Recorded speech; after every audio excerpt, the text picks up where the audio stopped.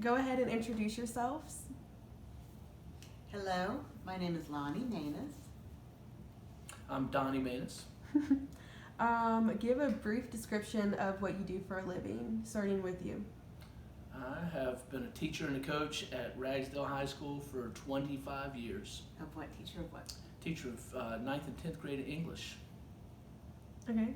And I have a degree in psychology and special ed, but have not been in the teaching segment. I've been in the developmental disabilities field, pretty much anything outside the school system, community and home-based services for maybe about 25, 30 years. Okay, so that was actually my next question about the qualifications that you have. Besides degrees that you guys have, do you have any other certifications or anything? Well, other than I do have a couple of degrees, but they're both undergraduate degrees, and of course the coaching qualification. I've been coaching for probably closing in on 28 years. And he drives a school bus. Activity bus. Activity bus. Okay, so my next question is, when speaking specifically about public schools, so K through 12, how inclusive would you say they are for individuals who have special needs? Well, they're incredibly inclusive. Just thinking about a new school building that we've recently built, I think our new school is 3 years old, and it was built with a lot of those things in mind: new elevators, wider corridors, specific classrooms that are set up for students with those types of disabilities. So I think our school in particular is extremely inclusive of students with disabilities. And the name of in Guilford County throughout the years, there actually have been there were originally two public separate day schools, one by the name of Gateway Education Center. I think it started out primarily for people who were handicapped in wheelchairs or had were non-ambulatory.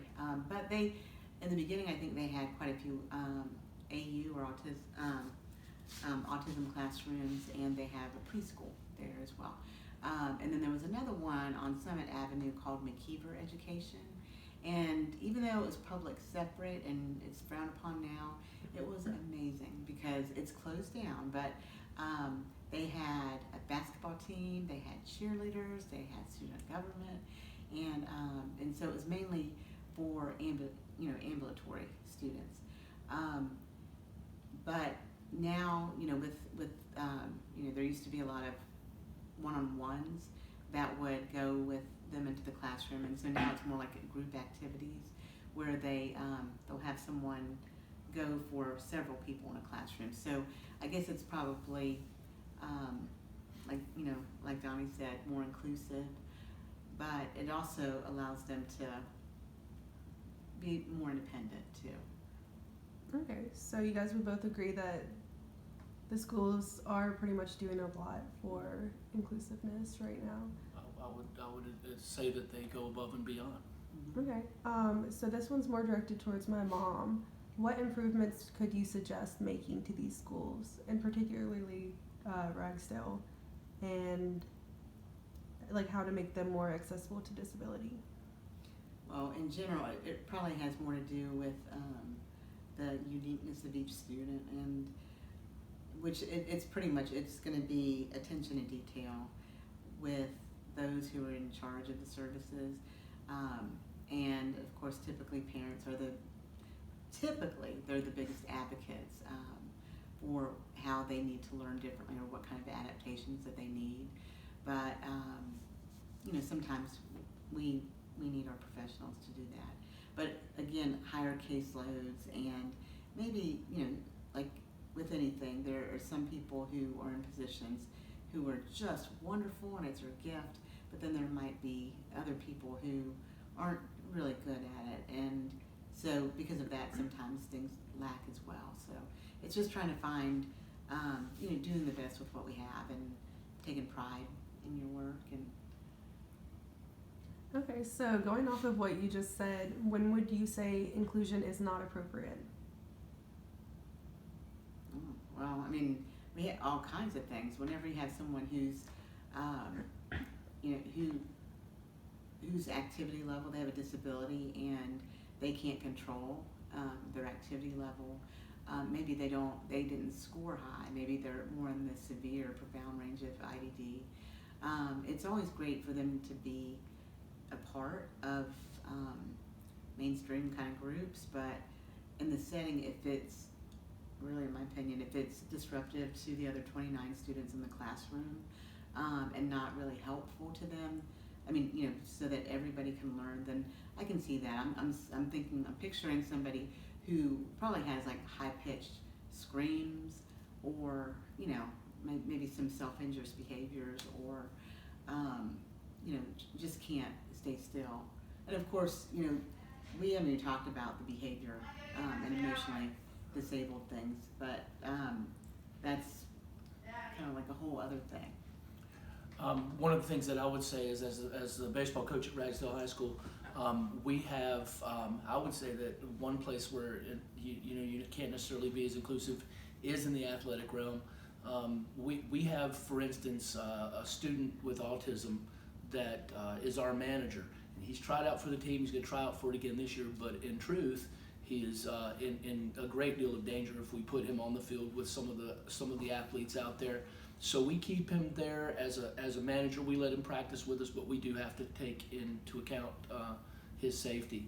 But so I would say in an athletic realm, sometimes it's hard to be inclusive like that. And you probably know, well, and another little note with him too, though, even in the past, he's had a young man who was in a wheelchair, and he was in charge of the PA system. The PA for his, 4 years there. But unfortunately, we lost him because we couldn't get the county to put in a concrete road or an asphalt road from the parking lot to our backstop, and he couldn't get his wheelchair in and out of there anymore. And as a result, we lost him. It was the voice of the Tigers. So, so those types of things do happen still too. Yeah, and he's a big fan of baseball. But there is a I know, like, more on a national level, but you know, there is you know, adapted sports that are pretty competitive, like within the public education systems.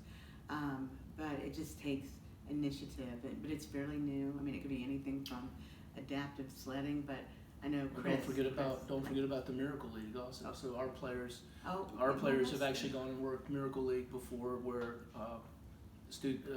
children with disabilities play baseball, and our kids help. Our actual baseball players have helped them run the bases and help them swing the bats. Okay. Well, my next question is, what goes into determining if a student can be in an all-inclusive classroom, and like talk a little bit about IEPs and what goes into all that.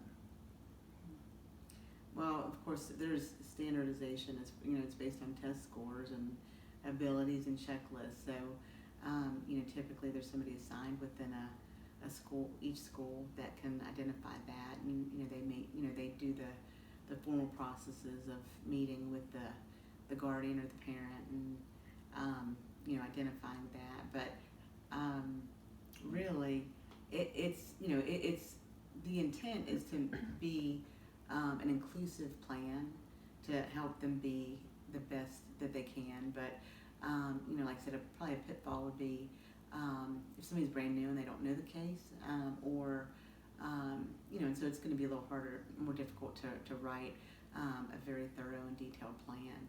But you know, it's a working document, and you know, if you have somebody who's pretty good at it and very passionate about what they do, then they'll update it as needed and put some things in. But yeah, it's probably like an agreement with, you know, do they bring you in, or you just know? No, in fact, I was gonna say that as a teacher, we don't really have much of a say in that process.